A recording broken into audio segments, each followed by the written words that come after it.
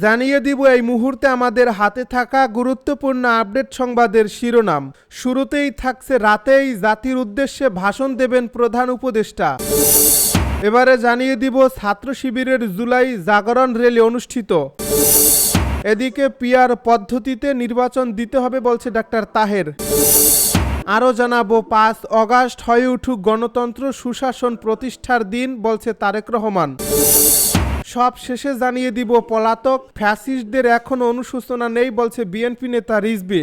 এতক্ষণ শুনছিলেন হাতে থাকা গুরুত্বপূর্ণ আপডেট সংবাদের শিরোনাম, এবারে বিস্তারিত। তবে তার আগে অনুরোধ রইল ভিডিওটিতে একটি লাইক এবং কমেন্ট করে জানিয়ে দিন ভিডিও সম্পর্কে আপনার মূল্যবান মতামত। আরও জানিয়ে দিন ভিডিওটি কোথা থেকে দেখছেন বা কোন জেলা থেকে দেখছেন। রাতেই জাতির উদ্দেশ্যে ভাষণ দেবেন প্রধান উপদেষ্টা।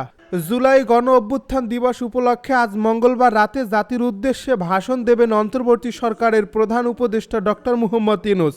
আজ দুপুরে প্রধান উপদেষ্টার প্রেস উইং থেকে এ তথ্য জানানো হয়েছে। প্রেস উইং জানিয়েছে, জুলাই গণ অভ্যুত্থান দিবস উপলক্ষে আজ রাত ৮টা ২০ জাতির উদ্দেশ্যে ভাষণ দেবেন প্রধান উপদেষ্টা doctor Muhammad Yunus. Bangladesh television, BTV news ও বাংলাদেশ বেতার ভাষণটি একযোগে সম্প্রচার করবে। এর আগে আজ বিকেল ৫টায় জাতীয় সংসদের দক্ষিণ প্লাজায় প্রধান উপদেষ্টা জুলাই ঘোষণাপত্র পাঠ করবেন। এছাড়া জুলাই গণ অভ্যুত্থান দিবস ২০২৫ উপলক্ষে একটি স্মারক ডাকটিকিট, উদ্বোধনী খাম ও সিলমোহর অবমুক্ত করেছেন প্রধান উপদেষ্টা। আজ দুপুরে রাষ্ট্রীয় অতিথি ভবন যমুনায় ডাকটিকিট, উদ্বোধনী খাম ও সিলমোহর অবমুক্ত করেন তিনি। ছাত্র শিবিরের জুলাই জাগরণ র্যালি অনুষ্ঠিত।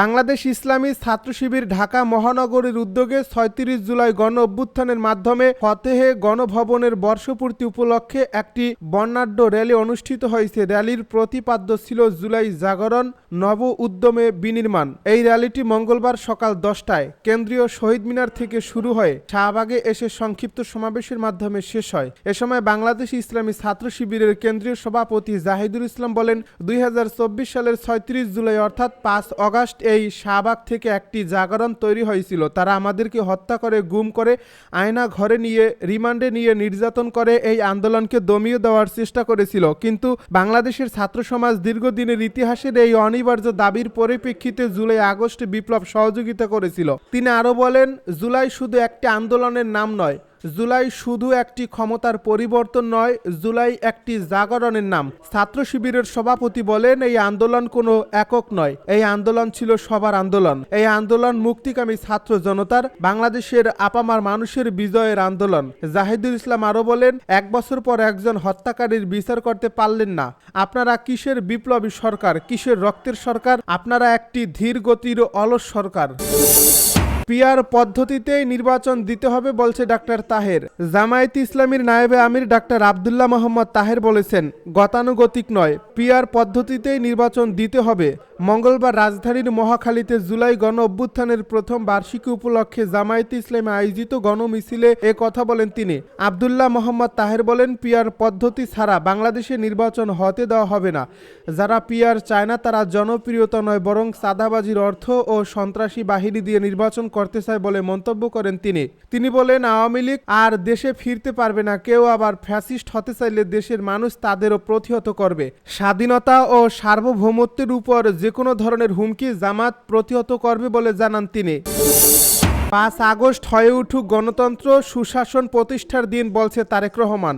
জুলাই গণ অভ্যুত্থানের প্রথম বর্ষপূর্তি উপলক্ষে জাতির উদ্দেশ্যে বক্তব্য দিয়েছেন বিএনপির ভারপ্রাপ্ত চেয়ারম্যান তারেক রহমান।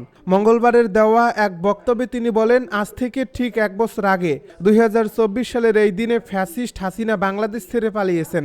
রাহমুক্ত হয়েছে দেশ। স্বাধীনতা প্রিয়, গণতন্ত্র প্রিয় জনগণের জন্য দিনটি আনন্দের, দিনটি বিজয়ের। বাংলাদেশের এই দিনটিকে অন্তর্বর্তী সরকার জুলাই গণ অভ্যুত্থান দিবস হিসেবে ঘোষণা করছে।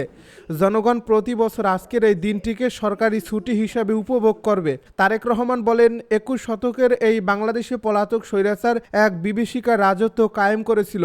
গুম, খুন, অপহরণ, হামলা, মামলা, নির্যাতন নিপীড়নকে সাধারণ এবং স্বাভাবিক ঘটনায় রূপান্তর করেছিল। এই ফ্যাসিবাদের বিরুদ্ধে 1.5 দশকের বেশি সময় ধরে চলা আন্দোলনের সময় বিএনপি সহ ভিন্ন দল এবং মতের গণতন্ত্রের পক্ষের শক্তির লাখো কোটি নেতাকর্মীর জন্য দেশকে নরকে পরিণত করে রাখা হয়েছিল। শত শত মিথ্যা মামলার কারণে ভিন্ন দল এবং মতের লাখ লাখ নেতাকর্মী সমর্থনকে ঘর বাড়ি ছাড়া করে দেওয়া হয়েছিল। অনেকের পারিবারিক বন্ধন ছিন্ন হয়ে গেছে। গণতন্ত্রকামী মানুষের কণ্ঠ রুদ্ধ করতে পলাতক স্বৈরাচারের নির্দেশে দেশে শত শত গোপন বন্দিখানা আয়নাঘর বানানো হয়েছিল। সেই আয়নাঘরের অন্ধকার প্রকোষ্ঠে জলজান্ত মানুষকে দিনের পর দিন, রাতের পর রাত, বছরের পর বছর আটকে রাখা হতো। অনেককেই চিরতরে গায়েব করে দেওয়া হয়েছে। বিএনপির সাবেক এমপি ইলিয়াস আলী কিংবা কমিশনার চৌধুরী আলমের আজও খোঁজ মেলেনি। পলাতক ফ্যাসিস্টদের এখনো অনুশোচনা নেই বলছে বিএনপি নেতা রিজভী। বিএনপির সিনিয়র যুগ্ম মহাসচিব অ্যাডভোকেট রুহুল কবির রিজভী বলেছেন, কোটা সংস্কারের দাবিতে শুরু হওয়া আন্দোলন রূপ নেয় এক অভাবনীয় অবিনাশী গণ অভ্যুত্থানে, যা ইতিহাসের গতিপথ বদলে দেয়। আজ মঙ্গলবার সকালে রাজধানী নয়াপল্টনে বিএনপির কেন্দ্রীয় কার্যালয়ে অনুষ্ঠিত এক প্রেস ব্রিফিংয়ে তিনি এসব কথা বলেন। বিএনপি নেতা রিজভী বলেন, গত বছরের জুলাই বদলে দিয়েছে এই ভূখণ্ডের রাজনৈতিক ধারাবাহিকতা। তিনি অভিযোগ করেন, আওয়ামী লীগের দীর্ঘ 1.5 দশকের স্বৈরাচারী শাসন, জুলুম, নিপীড়ন ও ভয়ভীতির বিরুদ্ধে সারা দেশের ছাত্র জনতা ও নাগরিক সমাজ এক হয়ে দাঁড়িয়েছিল। গণ অভ্যুত্থানের মধ্য দিয়ে পতন ঘটে ফ্যাসিবাদের। জুলাই মাসটা যেন ইতিহাসের পাতায় উৎকীর্ণ দাবানলের অগ্নিময় অধ্যায়। এটি ছিল আত্মপরিচয়ের লড়াই, ন্যায় বিচারের লড়াই, গণতন্ত্র পুনঃপ্রতিষ্ঠার জন্য 16 বছরের সংগ্রামের মাইলফলক। বিএনপি নেতা রিজভী বলেন, গত বছরের 5 অগাস্ট শুধু একটি সরকার পতনের দিনই নয়, এটি গণতান্ত্রিক চেতনার পুনর্জাগরণের দিন। আওয়ামী শাসনের দুঃসহ বাতাবরণে জন্ম নেওয়া ছাত্র জনতার বীরত্বই এই দিনটিকে ইতিহাসে স্মরণীয় করে তুলেছে। বিএনপির এই মুখপাত্র বলেন, ভোটাধিকার হরণ, গুম, খুন, দমনপীড়ন, অর্থনৈতিক লুটপাট, কণ্ঠরোধ আর বিচারহীনতার সংস্কৃতি মানুষের হৃদয়ে যে ক্ষতের জন্ম দিয়েছে, তারই প্রতিক্রিয়ায় সৃষ্টি হয় এই গণবিস্ফোরণ। বিএনপি নেতা রিজভী বলেন, এই দিনে ইতিহাস সৃষ্টি হয় যেখানে ফ্যাসিস্ট সরকার, সংসদ, আদালত, মন্ত্রিসভা ও ধর্মীয় নেতৃত্ব কেউই অবস্থান ধরে রাখতে পারেনি। সবাই পালিয়েছে, কিন্তু উদ্বেগের বিষয় হচ্ছে তাদের মনে আজও অনুশোচনা নেই। রাজধানীর 2 জায়গায় ককটেল বিস্ফোরণ। রাজধানীর ফার্মগেট ও খামারবাড়ি এলাকায় ট্রাফিক পুলিশের 2টি বক্সের পাশে পৃথকভাবে ককটেল বিস্ফোরণের ঘটনা ঘটেছে। সোমবার রাত 11টার দিকে এই বিস্ফোরণ ঘটে, তবে এতে কোনো হতাহতের খবর পাওয়া যায়নি। তেজগাঁও থানার ভারপ্রাপ্ত কর্মকর্তা মোবারক হোসেন যুগান্তরকে বলেন, ফার্মগেট আনন্দ সিনেমা হলের সামনে ট্রাফিক পুলিশ বক্সের পাশে কে বা কারা ককটেল বিস্ফোরণ ঘটায়। আমরা ঘটনাস্থল থেকে বিস্ফোরণের আলামত সংগ্রহ করেছি। তিনি আরও জানান, আরেকটি ককটেল বিস্ফোরণের ঘটনা ঘটে খামারবাড়ি খেজুরবাগান এলাকায়। শেরেবাংলানগর থানাধীন একটি ট্রাফিক পুলিশ বক্সের সামনে কে বা কারা এই ককটেলটি রাস্তায় ছুঁড়ে পালিয়ে যায়। বিস্ফোরণে কোনো ক্ষয়ক্ষতি হয়নি। পুলিশ ঘটনাস্থল পরিদর্শন করছে ও আলামত সংগ্রহ করছে। ঢাকা মেট্রোপলিটন পুলিশের তেজগাঁও বিভাগের উপ কমিশনার মোহাম্মদ ইবনে মিজান যুগান্তরকে বলেন, বিস্ফোরণের খবর পাওয়ার পরপরই পুলিশ ঘটনাস্থলে যায়। কারা এই ককটেল নিক্ষেপ করছে তা শনাক্ত করতে তদন্ত চলছে।